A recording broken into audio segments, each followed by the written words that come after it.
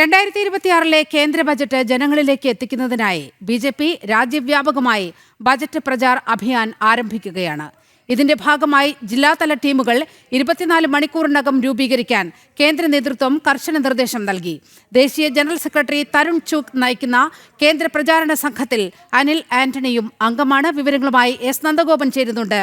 നന്ദഗോപൻ, ഇവിടുത്തെ രാജ്യത്തിന്റെ പ്രതിപക്ഷ നേതാവ് നമ്മുടെ സാമ്പത്തിക വ്യവസ്ഥിതിയെ ഉപമിച്ചിരിക്കുന്നത് ഡെഡ് ഇക്കോണമി എന്ന് പറഞ്ഞുകൊണ്ടാണ്. അങ്ങനെ വലിയ അധിക്ഷേപം നമ്മുടെ സമ്പദ് വ്യവസ്ഥയ്ക്കെതിരെ പ്രതിപക്ഷ നേതാവ് രാഹുൽ വിദേശത്തും രാജ്യത്തിനകത്തും വലിയ പ്രചാരണം നടത്തുന്നു. ഒപ്പം തന്നെയാണ് നാളെ നമ്മുടെ രാജ്യത്തിൻ്റെ ബജറ്റ് വരാൻ പോകുന്നത്. സാമ്പത്തിക മേഖലയിലടക്കം രാജ്യം കൈവരിച്ച നേട്ടങ്ങൾ ജനങ്ങളിലേക്ക് എത്തിക്കുന്നതിന് വളരെ വിപുലമായ സൗകര്യങ്ങൾ ബി.ജെ.പി. ഏർപ്പെടുത്താൻ പോകുകയാണ്. എന്താണ് വിവരങ്ങൾ?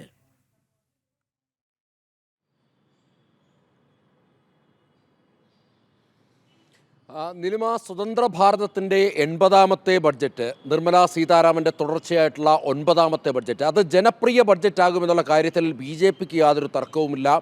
സ്വാഭാവികമായും അത് ജനങ്ങൾക്ക് കഴിഞ്ഞ 2014 മുതൽ നോക്കിക്കഴിഞ്ഞാൽ ഒട്ടനവധി ജനോപകാരപ്രദമായ പദ്ധതികൾ ഉൾക്കൊള്ളുന്ന ബഡ്ജറ്റായിരുന്നു ഈ കഴിഞ്ഞ 12 തവണയായും അവതരിപ്പിച്ചിരുന്നത്.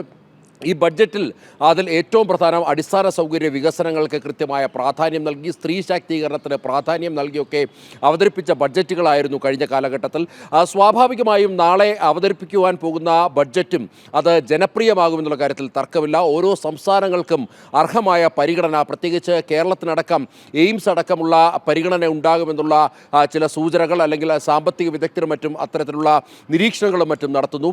അങ്ങനെ വളരെ ജനോപകാരപ്രദമാകുന്ന ഈ ബഡ്ജറ്റ് അത് ജനങ്ങളിലേക്ക് എത്തിക്കുവാൻ വേണ്ടി പ്രത്യേക കർമ്മ പദ്ധതിയാണിപ്പോൾ ബി.ജെ.പി. ആവിഷ്കരിച്ചിരിക്കുന്നത്. ബഡ്ജറ്റ് പ്രചാർ അഭിയാൻ 2026 എന്ന പേരിൽ സോഷ്യൽ മീഡിയയിലടക്കം വലിയ പ്രചരണം നടത്തുവാൻ വേണ്ടി 1-ാം തീയതി മുതൽ നാളെ മുതൽ 15-ാം തീയതി വരെ അത്തരം പ്രചരണങ്ങൾ നടത്തുവാൻ വേണ്ടിയുള്ള നിർദ്ദേശമാണ് കേന്ദ്ര കമ്മിറ്റി നൽകിയിരിക്കുന്നത്.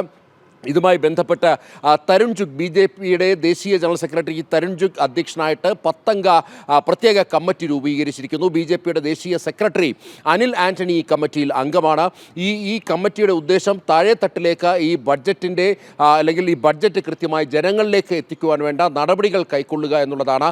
അതിനുവേണ്ടി ജില്ലാതലത്തിൽ പ്രത്യേക സമിതികൾ 24 മണിക്കൂറിനകം രൂപീകരിക്കുവാൻ വേണ്ടിയുള്ള നിർദ്ദേശം ഇപ്പോൾ കേന്ദ്ര നേതാക്കളുടെ ഭാഗത്തു നിന്നും ഉണ്ടായിരിക്കുകയാണ്. ഇതനുസരിച്ച് പ്രവർത്തനങ്ങൾ അല്ലെങ്കിൽ താഴെത്തട്ടിലേക്ക് സംസ്ഥാനങ്ങൾക്ക് ഇതിനനുസരിച്ചുള്ള നിർദ്ദേശങ്ങൾ ഇതിനോടകം തന്നെ കൈമാറിക്കഴിഞ്ഞു.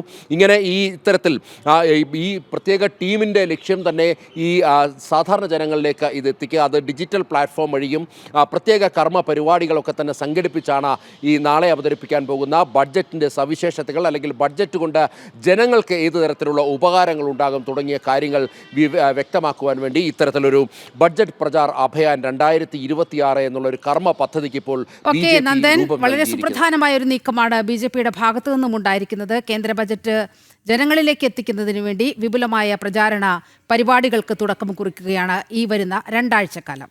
എസ് നന്ദഗോപനാണ് വാർത്തയുടെ വിശദാംശങ്ങൾ നൽകിയത്.